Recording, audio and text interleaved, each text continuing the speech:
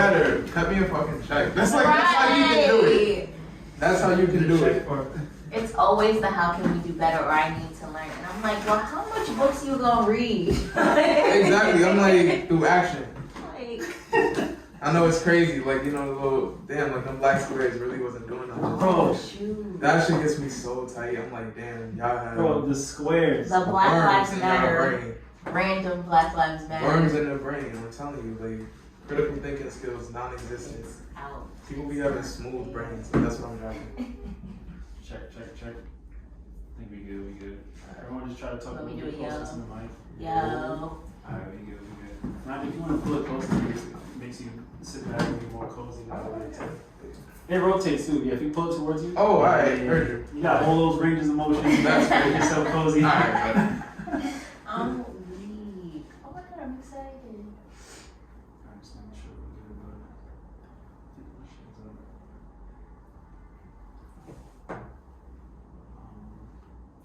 Damn, now I gotta remember that my nail came off today. So.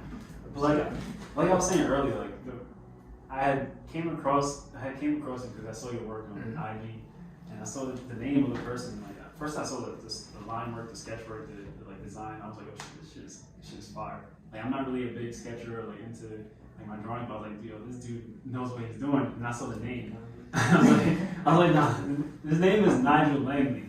I'm like, this dude, he's not white. I was like, wait, this dude is not white. So I click on the page, I start scrolling down, I'm like, oh wait, no, this dude he's black, but he's not, like, this is a Nick, like, this is a Nick. Like, yeah, I'm like, bro, don't even. And I was just like, and I saw that you be in Brooklyn and Jersey, like, tri-state or whatever, and I was like, nah, how do I not know this dude? We look around the same age, like, did he go to school in New York? Like what's good? I need to know, like, what's up? Like, I'm trying to meet this guy. So I DM'd him, I was just like, yo, like, I think we might cross paths one day, like, yeah, I see you, bro. Like I'm very easy to run into. Like, I'm like, yo, what's good? Like, and that was it. And then we just connected. Yeah. And then we just connected ever since. And like, I saw a few months ago when things were getting crazy, like this dude started airing out what needed to be aired out. Exactly. Airing out everything, and I was like, oh no, this dude is like for real. But I still have to say, like first of all, thank you for coming out from Jersey. Like, thank you for having me. I'm excited. I really appreciate it. I'm excited to continue the conversation we already had walking from the train station. Yes. Like it's all up from the start. It's really spicy, you know. But I could jump into it, right? So like, if you had to introduce yourself without getting into what you do, like who is Nigel? Damn. I think we're all like on that journey. Right. Let's see. I'm a man from Jersey. Briefly put, but I guess I consider myself a creative, very much into critical thinking. So a creative thinker. I'm a brother, son, cousin. Like it's hard to describe. Yeah, I'm a person just like any other. I'm visually inclined, so I care about things like that. Culturally inclined. I admire music, but I can't make it. That's pretty much it. Nothing crazy. Like one thing I wonder about too when I see a lot of black people in design is like, how did you come across design? Like for me, it was never something that I grew up thinking about. Like I want to be a designer. Like I've seen people become artists in different ways, from like music to being painters and like so on and so forth, and basketball and everything culturally related. But, like design is something we live around like every day. Like that's how we maneuver through the world.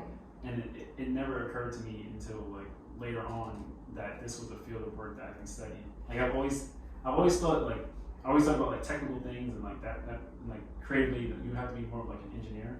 And I never knew like the word design or like the profession of being a designer. And like for you, was it like, did you come out the womb just like as an artist? Like when did you first learn about having a pen and paper? Did you just always start cooking up, or was it like, I don't know, like did you have someone in your life that introduced you to design or like was around it? Or definitely. Well, my father, like years and years ago when I was like real little, he was a freelance illustrator. He's an extremely talented painter. Like I still not nice like him. Like when it comes to like being a traditional illustrator. So that's like my first introduction to being around it, like from birth, I guess. Like seeing my father work. I also had an aunt who was a commercial artist for a long time. So that was just, like basically the whole introduction to like, oh yeah, you can actually turn pen and paper into money. Like wow. So it was like seeing that real early on. That was something that sort of got me into thinking maybe I can do this design thing like as a job. But I think like as a kid, you're not really thinking about nothing like that. I'm like, yeah, this is just something I like to do. Yeah. But I think it was like interest. Just I also had like a huge interest in cars as a kid, and I still do now. It's like a crime that I don't have a license. But, it's okay, we're on the same page. Right. You're older, so. I mean, people in tri-state too. It's like yeah, I'm like yeah, right. Because I moved like straight to the city, like straight from high school. Like it was like 1, 2, 3 years. Like even my whole like senior year in high school, I spent most of my time over here. So it was like the time I should have been getting a license. But anyway, like I was into cars, like, and I still am into cars. Like as a kid, that was something that was like a huge interest for me. So it was like I started drawing cars eventually. Taking like the skills I was learning from observational drawing that kids do, and then actually learning about design thinking because like I've always been a why person. Like when did that come in though? When did that thinking part about come the in? why? Was it like when you went to school, like before you maybe applied for school and like, oh, I know I want to go to design? Or was it once you got in school and started learning everything that comes with being a designer? Yeah, I think it happened long before I actually went to school. Like before I started college. Like if you told me years ago I wasn't gonna be a car designer, like I definitely wouldn't believe you. But like I really wanted to be a car designer, and that was something like I had my heart set on that from like middle school. So it's like I know that I'm going to do that. Then you get a little older, you find out a little more about like how exactly that industry works, and it wasn't even like on like, oh, there's no black people in that.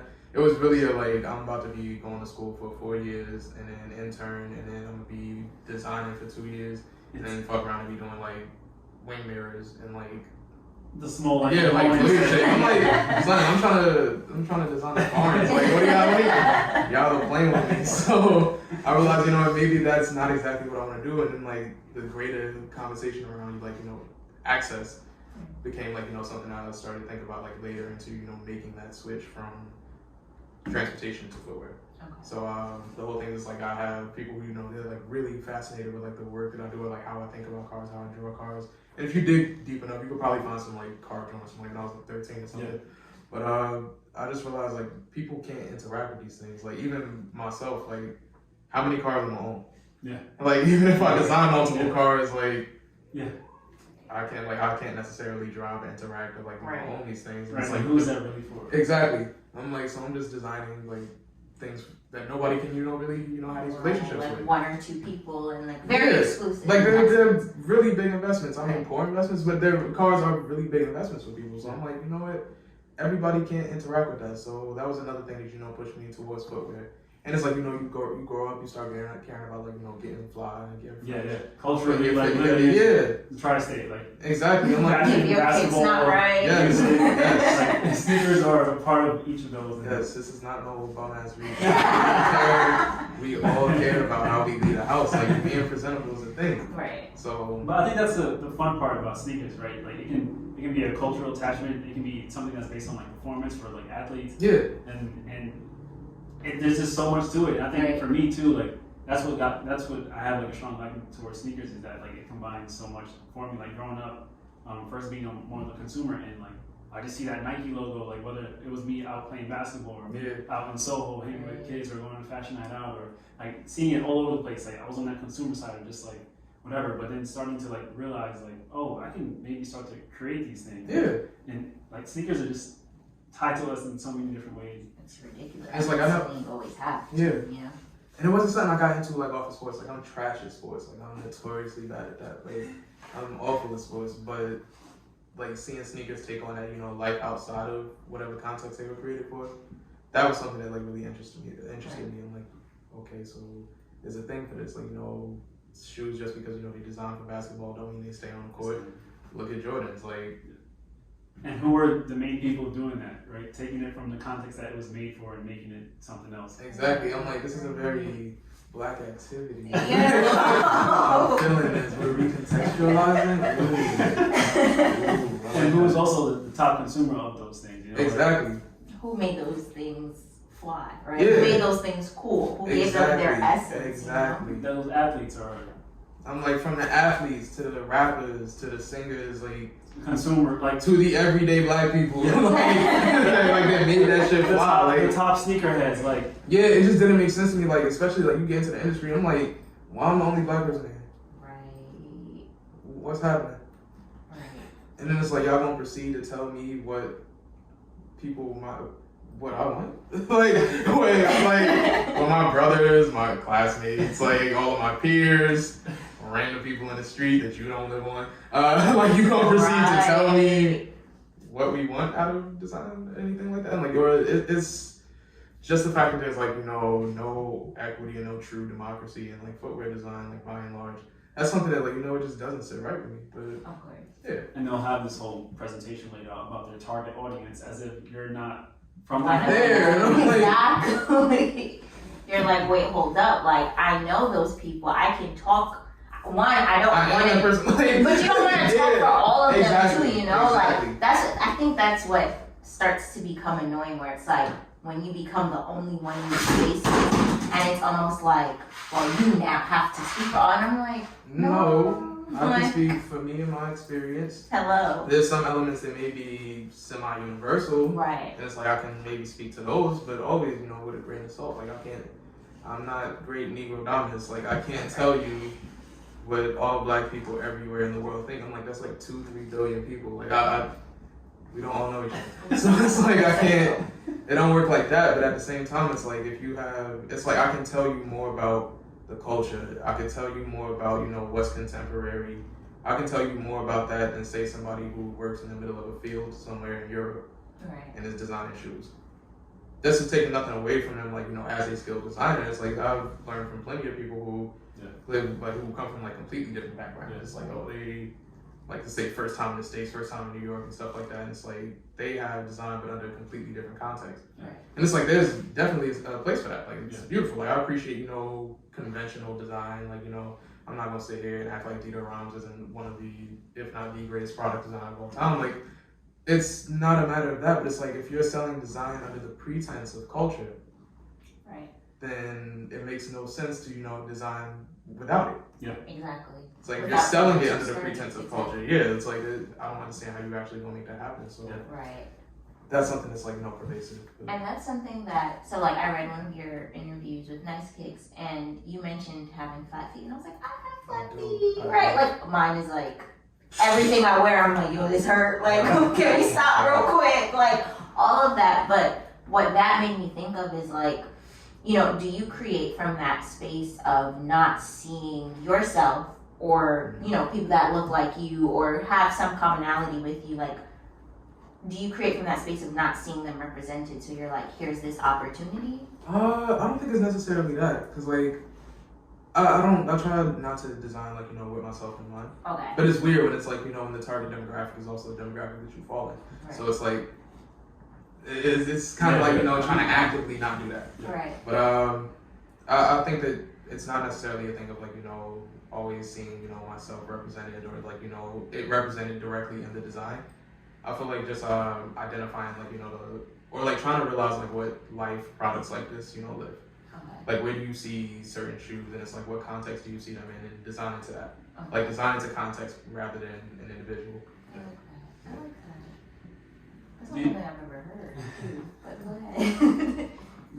But do you feel like there's something missing when you don't create, where you don't add that personal connection to it? Or do you think it's sometimes just for you're solving a problem in that way, you're doing it for that context, right? But do you sometimes miss like not having that personal attachment, or it's just like... I mean, I think there's always going to be something inherently personal about it. Like, it's something that, I sat down somewhere and created. So it's like everything, that I make, just the way, just existing. It's like, the way I speak, the way I think and things like that. I'm like, it's always going to have like everything I put out into the world is always going to have that in me. Like, it's always going to have, years of prior experience, years of like, just lived experience. It's going to go into everything. So it's like, I can't say that there's any way to sort of like fully divorce myself from what I create. And I don't think it's possible. So I think there's always a bit of that in everything. But in that sense too, what it sounds like is that it goes back to the idea of like not having to prove something, right? So you're not sitting here like, I have to do this because I'm this person from this place. It's like, I know all those things about me, and I'm just going to create. You know, like it goes back to the idea of like no validation necessary. Like the same way that you know that our white counterparts get to exist in their space, like really the same shit. Like they don't have to be like, well, yeah, I'm from Scottsdale. They don't think like that. They just think like, I'm gonna design a shoe. Do I have to be from Scottsdale? Yeah. Might there be a slight reference somewhere, like you know, contextual? Something finds its way in from like your experience back in Scottsdale. Sure, like, but it's not like you know the preface of it. It's like that's something I've always like. That's like what I'm trying to get at. So that's that. But yeah. Has that been hard in the context of like this year, right? Like, because 2020. Ghetto house. Boy, 2020. Totally ghetto from day one. Like literally, we were just saying this. Like once it was Kobe and Pop, we already. Yeah, I was like, I knew before that. No funny shit. Because it was like November, December of last year, and I was just like not very optimistic about this year at all. And everybody's like, bro, why are you acting like that? It's not, I was like, bro, something's not right. I didn't know, like, if you told me global pandemic, I wouldn't believe that. I'm like, bro, you're bugging. But I'm like, something's not, like, something real, like, left field is about to happen, like, in this coming year. Could have never predicted all of this, but like, I knew this shit was off. Like, damn. But so then in that sense, right, like, has it been hard to create? That as well as not create from that space of like I'm trying to like hold up, like you're not gonna put me in no corner. Nah, I definitely get that because it's like it's weird and the whole like the use of this term like you know essential becoming like you know the word on the lips of the world like that was something that you know really I think struck a chord because it was like damn essential. I design shoes. How's that like?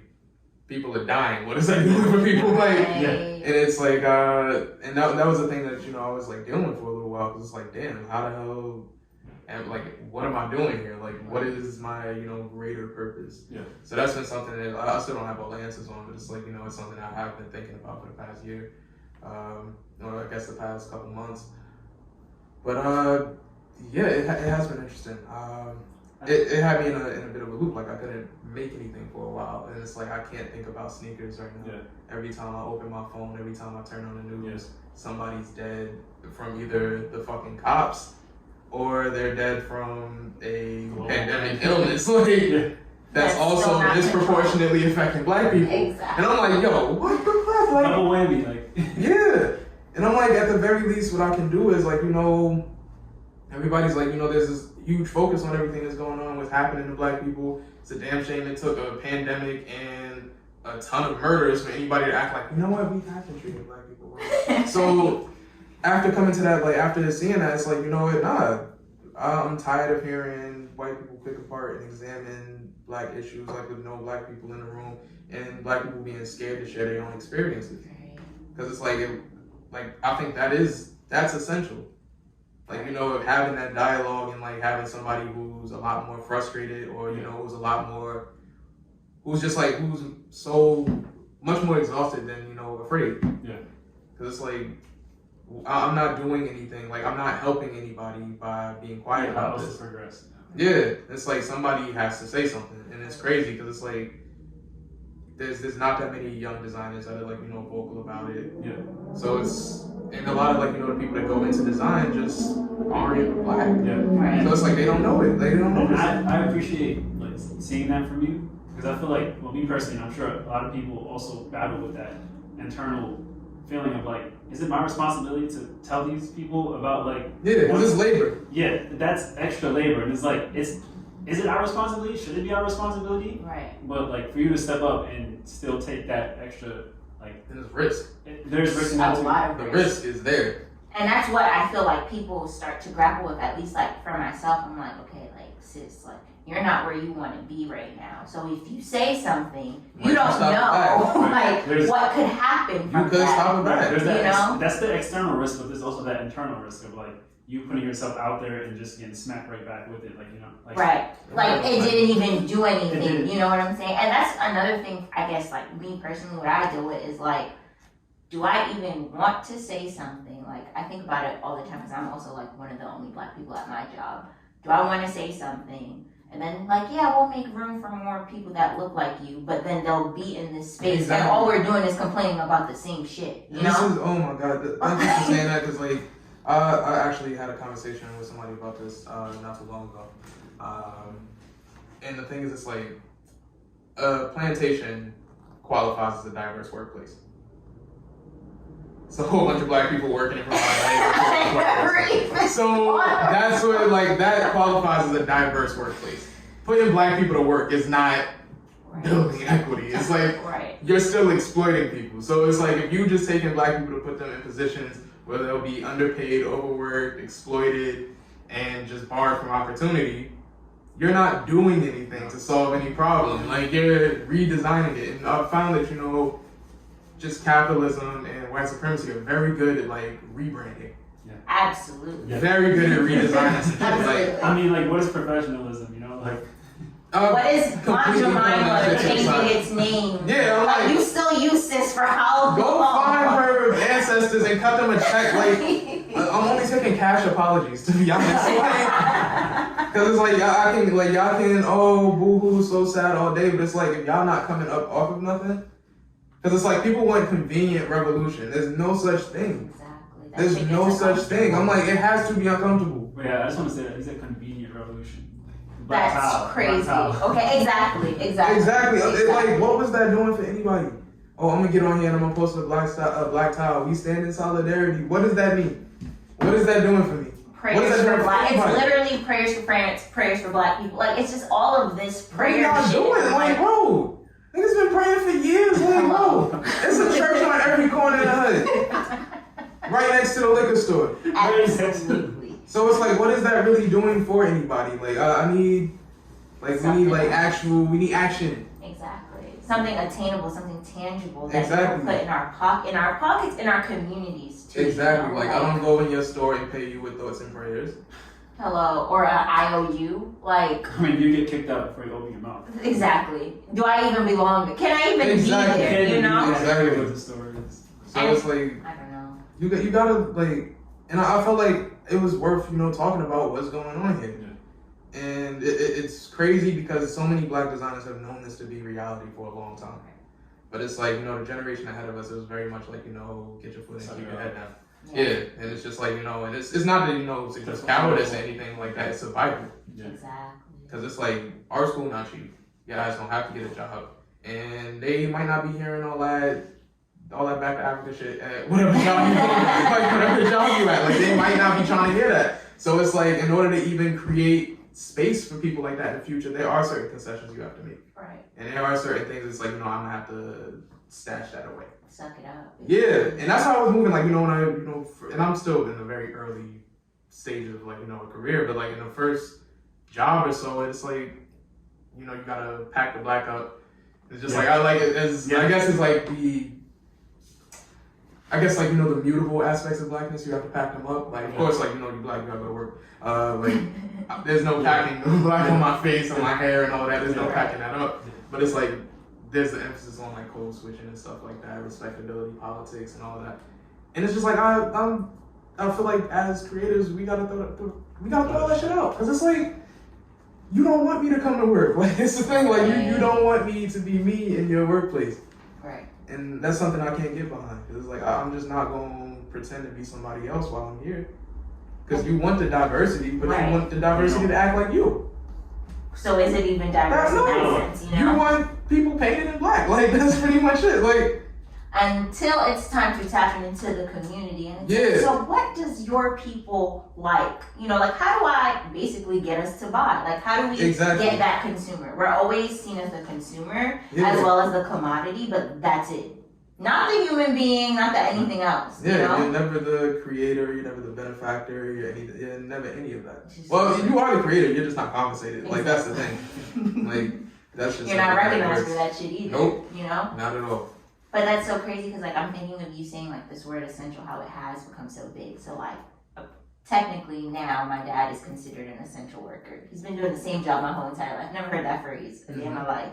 But now he's an essential worker. But like just thinking of the word essential, it's like the voice to me then becomes probably the most essential aspect that like a Black person, especially a Black person in corporate America, can own. Because it's like, what else can you, like, all I have right now is my voice. That's it. Like, literally, when people are asking me how am I at work, I'm like, do you really want to know? No, I can tell you. Like, whenever people ask me that, like, how are you? I'm like, that's a loaded question. Because I'm like, I have many answers to that. Right now, functioning. That's what I'm gonna give you. Like, that shit is not lightweight, and I know like people, and I hate that like this happens, especially to Black women. It happens a lot. Like, you're so powerful, you're so strong, you're persevering.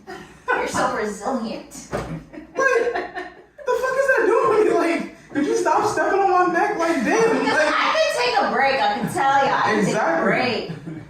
And I don't like that. That it just seems like, wow, you're so strong.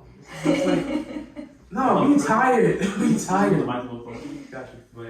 It's like, we tired. That's the thing. Like, all Black people tired, and then just like the more marginalized you are, even within the Black community, the more exhausted you are. Like, I understand. Like, I get a lot of benefits. Like, just like patriarchy does work to my benefit, even though racism doesn't. Right. But it's like I don't have misogyny going against me. Right.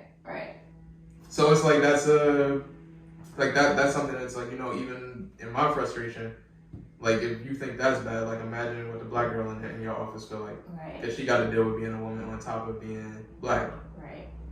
So it's like there's. And it just continues, and you're just exactly. like, okay. And it's like if people want to do this whole allyship thing that goes beyond like a Black square, like you have to actually be doing the work, and everybody can't afford to cut a check. Like how many people out of work right now? Bro. How many millions of people out of work right now? I know that shit is bad. Me? Unemployment was a hidden. Exactly. What? Take that. Oh, people living off unemployment. Yeah. The fuck? Amazon paid like 1 cent in taxes or something. Bro. Like, yeah. I was like, I became a trillionaire during exactly. the I'm like, pandemic. corporate welfare, like, you think I feel bad about this? Like, nah. But it's like some people can't, afford to, come out their pocket and, do the whole thing of, financially emboldening the Black community, or financially supporting the Black community. So it's like, do what you can in the way that you can. Right. Because it's like, I'm not wealthy, I don't have mad bread to redistribute. But what I can do is use this voice of mine, use these hands of mine, and create, products, and not necessarily create products, but like create objects, things, experiences, and just like contribute into my culture, and also uplifting the voices in my culture. Like I'm not gonna say I wouldn't be one of the people where it's like I have a Black coworker, they uncomfortable with some shit that another coworker did, so I'm like, look, no. Right. Yeah. I'm like, no, fuck that. It's like, I'm not going. And it's like, and the whole thing is like holding people, really accountable, because everybody got a Black Lives Matter statement.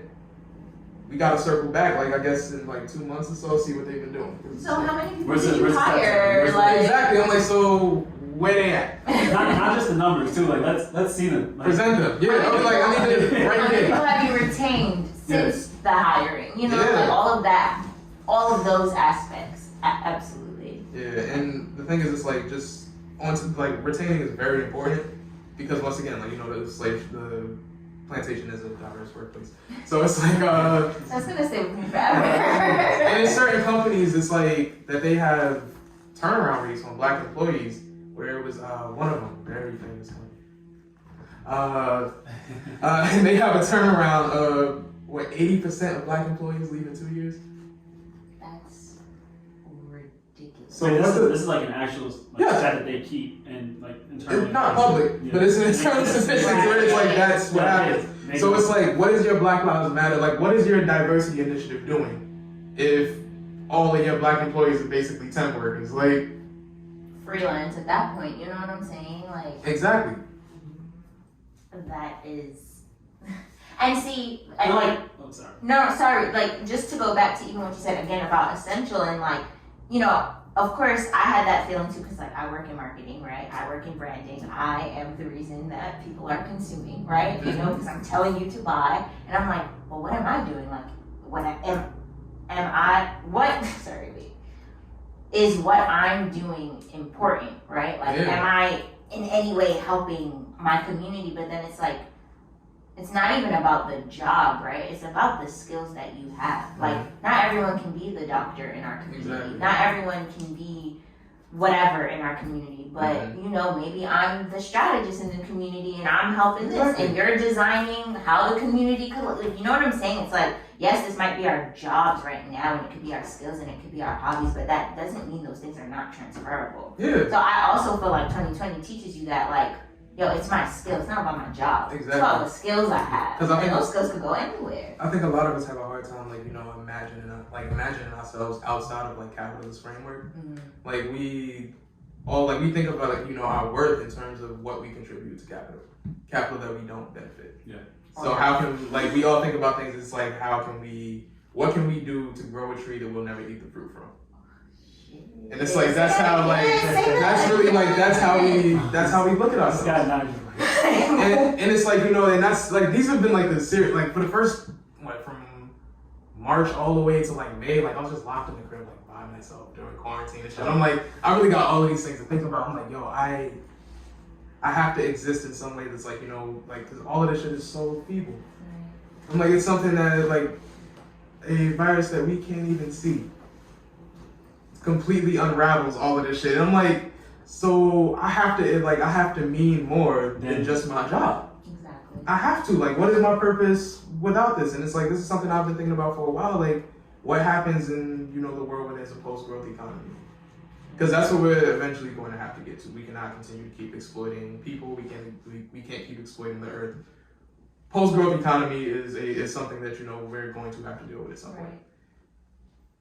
However that goes. But like, and just thinking about, like, you know, who are we in this? You know, really evaluating who you are as a creative and what exactly that means. Because the creative existed before capitalism, and the creative will exist after. The creative existed, you know, before, you know, our modern interpretation of racism, and the creative has to exist after. That is the one constant in human existence. We have always had creatives. So it's like, who are you at this point in time? Like, and not necessarily just who are you in terms of, like, how do you serve this system that doesn't serve you? Yeah. Who are you just, like, you know, in general? What do you contribute to the world? What do you contribute to other people? And that doesn't always have to be, like, you know, something that's, you know, based in, like, or like it's based in tangible financial things. Like, well, like, what are you really contributing? Right. So that's been something I've been, like, you know, really seriously been thinking about. I think a lot of people have, like. Yeah. I think that was part of our reasoning for starting this podcast. It was just like in response to everything that we've been feeling and going through. It's just like, I haven't had as many conversations with people as I had in the past, like, several months. And just, like, I think we're all feeling the same thing, right? And we all need the space to just continue to talk about it and just figure out how we can progress in these ways that we need to. And that's really important, because sometimes, like, you know, you just be at home with these thoughts, and it's like, damn, I'm not gonna write a book. And it's like, damn, this shit is gonna be, like, in my head for God knows how long. Like, what good is all of this, you know, knowledge? What good is the research? What good is the lived experience if there's no way to disseminate? Like, if there's no way to have other people knowing that they're not crazy. Like, and that's very important, having other Black people who are in similar, like, walks of life that can confirm that you are not crazy. Yeah. Like, I remember, I think this might have been, like, the first or second time I talked to Jason Maiden. And what's his name? He just, like, called me one day. And we were just talking about, like, you know, industry shit, industry people and stuff. And I was like, that shit was crazy. He was like, nah, you were not bugging about that. And it meant so much, because I'm like, do you understand, like, we're fighting this fight alone. Yeah, I'm like, I've been going around feeling absolutely bananas for, like, 2-3 years, bro. I'm like, all right, so I'm not crazy. These people really are like that. I'm like, these people really do move, like, all kinds of greasy. So I'm like, all right, I'm not crazy. But it's important to, like, have, you know, other Black people who have been where you've been or going where you're going, and they also know what's going on. Like, you know, they can talk to that, and it's like, look, we not crazy. Like, this is a collective experience. This is a happening that's happening to us. And it's like, look, I don't got all the answers, but we can navigate it together. And that's the important part about community. Like, it's crazy to think about how rare that kind of scenario is, right? Like, there's only 2 people in that room who you can even, like, fathom this stuff and think about it in the way that they are and, like, relate to it. Like, exactly. Wow. And all of the Black people that you can work with, like, in corporations, some of them really do be bought and paid for. So, like, all like what's the saying? You know, like all your skin folk ain't your kinfolk. Absolutely. True, 100% true. Because it is some black people who are like externally, like optically very respectable, but personally are bought and paid for. Like they're like, oh, I am the diversity. Like, right, and that's okay with them.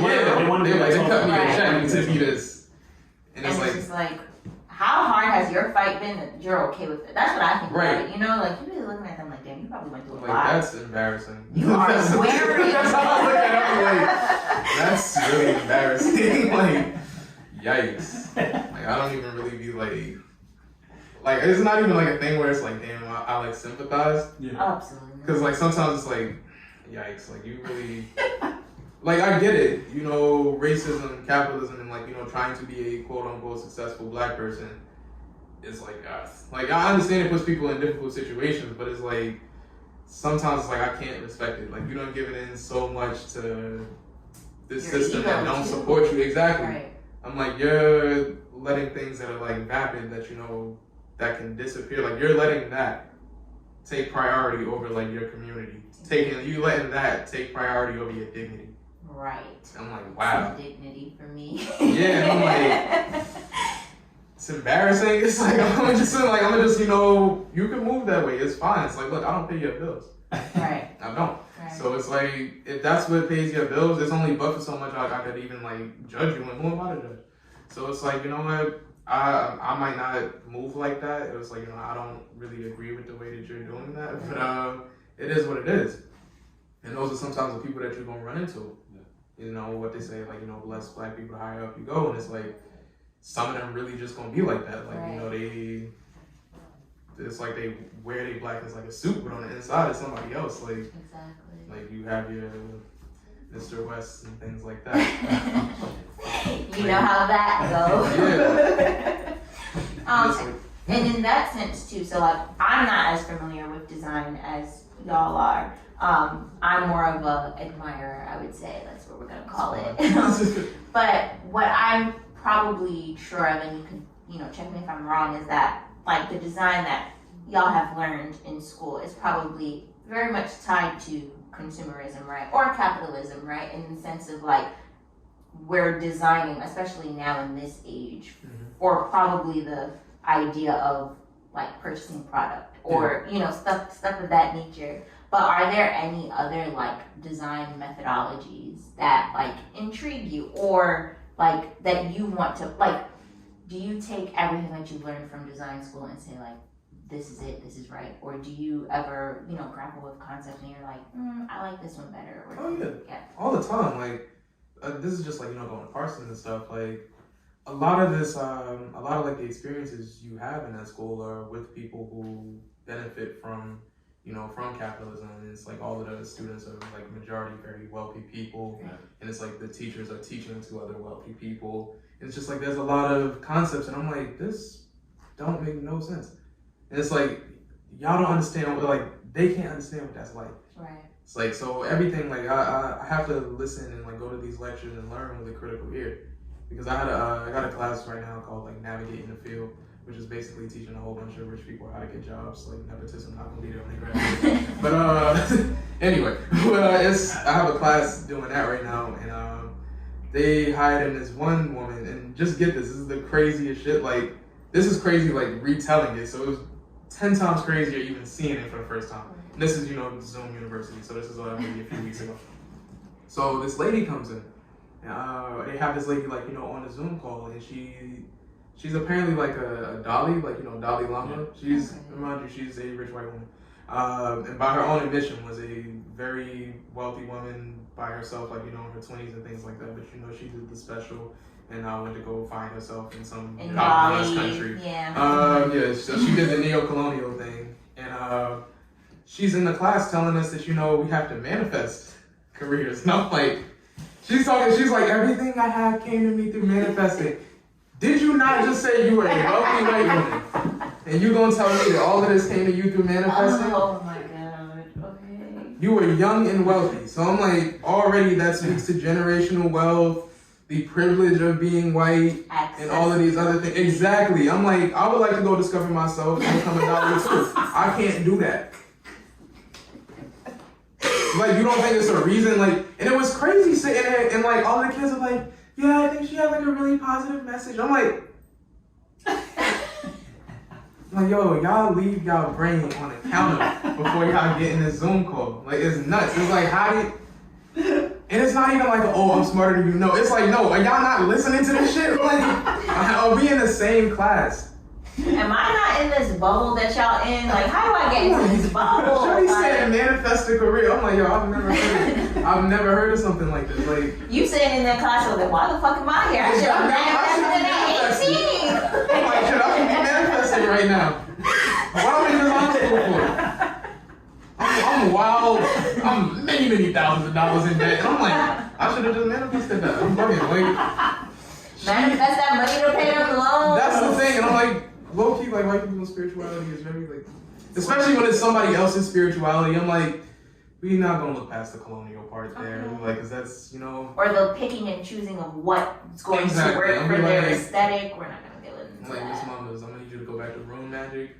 And and stop trying to like. She may be like, you know, she may have all of the learnings and teachings of the Dali, but it's like you have to come back to the real world and realize that you know, there are systems in place that you have clearly benefited from and have been created. Yeah, you perpetuate these systems. You know, talking about manifesting. I'm like, this is crazy because the last time y'all manifested, manifest destiny happened and mad people died. So every time I hear like, you know, one of them folks talking about manifesting, I'm like, yikes. It's a little touchy subject. Genocide is what comes to mind. So yeah, so it's very difficult because it's like these are things and they're very comfortable with this in art school because it's like they're all like, oh yeah, we're really like open, we're thinking different things. I'm like, no. Y'all are no better than the state schools. Like, y'all aren't on some, you know, new, different. So it's neoliberalism, and it's like, that's not necessarily better. Right. It's, once again, white supremacy and capitalism are very good at rebranding. Parsons is a great, you know, display of that. Right. While we're on the topic of design school, right? Like when I was saying before about, like, talking about the entry into design, right? Like, when I was applying to schools, I didn't even think of design schools. I didn't even really know what were out there, how many were out there. I was predominantly focused on HBCUs, even though I ended up not going to one. And there's not, I don't know any design schools that are within the HBCU. That makes me so sad. Right? I think about it all the time. Right? Yeah. So you found your way to get into Parsons and going to design school. What would you take from your experience in design school at Parsons, a world-renowned design school, and tell a young black kid who has the potential to be a designer or like knows about it, wants to be involved in it, like what would you tell them that they need to do to get there? Would it be to go the route of going to school or like find a way to just nurture your skills and like do it on your own? Like what, like now that, if you can rewind with what you know now, what would you have done? Part of me is like, I wouldn't have went to college, but the other half I'm like, nah. Yeah, I'm like, there have been some valuable experiences. Like, you know, there are some things that I've learned. There's been like, you know, a couple of professors that's like, damn, I really did not have the skill before this person, so shout out to them. Like, there's definitely, you know, amazing educators that you will meet in design school, but at the same time, it's like, especially if you are a black designer, like a lot of black people, because we see as none of us like in these fields, we are like, I'm speaking for myself personally, like I'm willing to take the time out of my day, and it's like, look, if you want to review skills or anything, I'm like, I could probably tell you more than like the professor that hasn't hunted for a job since '96. Like, right. And it's like, I'm also black on top of that, so it's like, I understand like some of them like speed bumps you won't hit. Right. So that's a big thing. Like a lot of what I learned in art school wasn't from professors. Like it's from other students. It's from like it's from a ton of different people. It's from also trying to, or you know, navigating the space. Yeah. You learn so much from having to navigate the space. That's gold right there.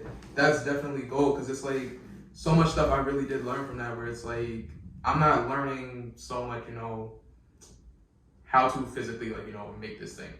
I'm learning how to navigate a space where it's like I am the only black person in there, because what you see a lot of times is like the working world and the educational world are mirrors of each other. Absolutely. Because the diversity problem in the school becomes a diversity problem in the workplace, because they hire from the school. So it's like if there's no black students in art school, there aren't going to be any black designers. So it's like you're just promoting the problem. So it's like learning how to navigate in college, learning how to navigate these primarily white, quote unquote, creative spaces. That's going to give you a tremendous edge in, you know, navigating it once you get to the workplace. And navigating how to advocate for yourself. Yeah. Because those professors in We'll those try you. schools We'll try you. are there to keep status quo. Yeah. Like, let's just be real honest. Yeah, So exactly. of course, when you go into these workspaces and you're sitting there like feeling imposter syndrome or feeling like, damn, like, is my idea not good? And it's like, no, your idea is perfect. Yeah. It's fine. It's probably better than whatever the fuck anybody else is gonna come up with, you know? Like, cause that's one thing I hear all the time. Like, you have a good eye. You have a good way of thinking of things. I'm like, thank you, pay me. Exactly. I was like, wow, you like it so much. That's Cash out. really nice, but pay me. Cash out. Like, go ahead, go in your wallet. Open your bag. That's always gonna be my thing. Open your bag. It's like, alright, how the check looking though? You love me, you pay me in dollars. Like, you know, I cannot pay bills with compliments. Like, and that's the thing. It's like if y'all, and it's crazy to see it. Like, you know, just like being around very, you know, wealthy people and like, you know, being in these spaces. It's like they really don't understand what they're like, how wealthy they are. You know, what that wealth means, what it affords them, and it's really strange because it's not like you're intentionally ignorant. It's like you just are. Right. To certain things. It's just like, and it's not necessarily any fault of your own up to a certain point, but it's like, y'all need to, like, y'all have no problem, you know, putting resources, time, and everything into frivolous, silly things. If you claim, exactly, I'm like, exactly. So it's like, y'all can put these things toward these causes that you have on Instagram. Right. So like, you can do that. It's very much possible. There's no reason to, you know, really be. Yeah, it's a weird experience going to art school, and I'm glad that, in some ways I'm glad that I went, because it's like, you know, I'm gonna be working with these people, and a lot of these industries are very small worlds. Like, I know that I'm going to run into people from Parsons, for better or worse. Right. That's gonna happen. But yeah, I'm glad that, you know, I had some of the experiences having these crazy ass professors, some just wild racist professors, and I'm like, damn, that's probably gonna be like my boss might be like that. Right. And it's like, that's something, you know, you're gonna bump into that. So it's like, at least preparing yourself. Like, art school for me wasn't so much about learning the skills, it's more about learning the environments. Mm. So that's one thing. Is that worth it? The trauma? In a way, because like, I mean, I think it all depends on your personality. Like, if you're the type of person where it's like, somebody could really say some shit to you, and it's like, if you get your feelings hurt by like, imagine an art school kid hurting your feelings, right? If you one of those people, it's like, alright. It's like, maybe it's not for you, but it's like, nah, there's no way you ever said that. Like, if you're the type of person that's like, you're really gonna go and do the whole thing of like, if you were a person that can be outspoken, Right. if you're a person that, you know, and think about it, art school, like, and you gotta treat it the way that, you know, a lot of these rich, you know, white kids do. They treat it like, this is an experiment. Like, this doesn't work out, dad's gonna pay for a semester somewhere else. Right. And it's like, that's really how a lot of people navigate through art school, where it's just like, I need an excuse to be in New York for a year. So it's like, if, I want to be downtown cool. Williamsburg. exactly. If it's people like, you know, really taking art school like that, and it's like that's their experiment, I don't understand why it can't be an experiment, you know, in a vocal black person. Right. Like, let's see, what's the worst that could happen? It's like, you know, what if I do speak up? Right. What y'all gonna do? Yeah. Who gonna check me? Yeah, exactly. Exactly. Because there's also a great quote from the man Jason Maiden. Nobody's gonna whoop my ass. Like, That I'm like, is the nah. bottom When line. I first heard that, I was like, thank you for letting me know that this energy can exist way forward in my life. Like, I don't have to stop being like this. I'm like, it's wonderful. It's not a matter of like going into things like, you know, with violence and stuff like that. It's like, look, I'm gonna say what I gotta say. I'm in this space just as valid as you. I'm in here paying the same tuition as you. You gonna hear what I got to say. Right. And it's also weird because, like, I don't know if y'all have ever, like, sat in especially a Parsons class. I'm not sure if every art school is like this, but they're silent. Silent. It's very strange, and it's even more awkward on Zoom. Like, we will be in a classroom, 15 people, and they won't talk. Like, the people will not speak. They'll be in the class, they'll be like, the professor will ask a question, they'll be like, You just sitting there like, okay. exactly. I'm like, my back hurts from carrying this. It's like, and a lot of times it's like these kids, like, you know, they come from private schools and stuff like that. So it's like, you know, they're they have a different relationship than people who went to public schools, like with their teachers. Yeah, it's like, cause it's like I feel like understanding that a teacher is like, you know, of course it's to be respected as, you know, a professional and educator, but it's also like you exist, you know, to serve the student. Right. Like that is the purpose of your profession.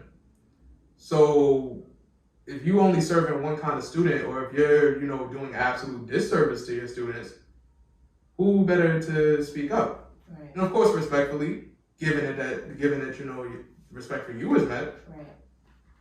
Because it's like I'm not gonna That's say the it first part. Exactly. I'm like respectfully. I'm gonna say what I gotta say because it's like that's very important because it's like we gonna have a dynamic like in the moment learning experience. Because it's like I've had professors like straight up get there and just teach people racist shit. Like I had this one Paul Shaw.